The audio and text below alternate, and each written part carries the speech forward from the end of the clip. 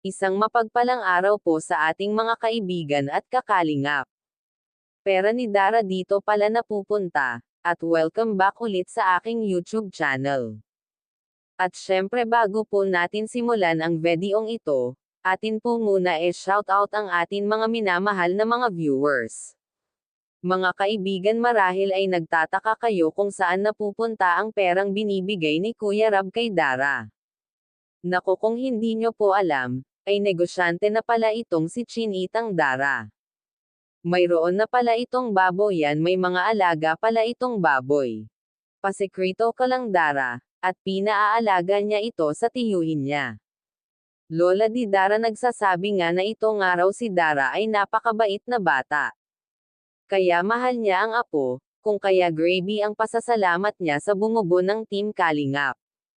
Dahil sa iyo ay naranasan ni Dara na mag-enjoy sa kanyang pagkadalaga. Hindi tulad ng dati na masyado na nitong pinapapel ang pagiging nanay at ate nito kay Bea. Halos kasi sa kanya lahat ng gawain sa loob ng bahay, at ang obligasyon sa kapatid. Kaya nga nakaisip ito na magtanim ng mga gulay para makatipid-tipid sila sa gastusin pang araw-araw. Pero ngayon na nandito na kayo Kuya Rab ay medyo nagluwag-luwag na ang magkapatid, at dahil tapos na ang ribbon cutting ng bahay ni Dara, masaya ito. Dahil instupad na ang pinangarap niyang bahay, lola ni Dara nagbigay mensahe.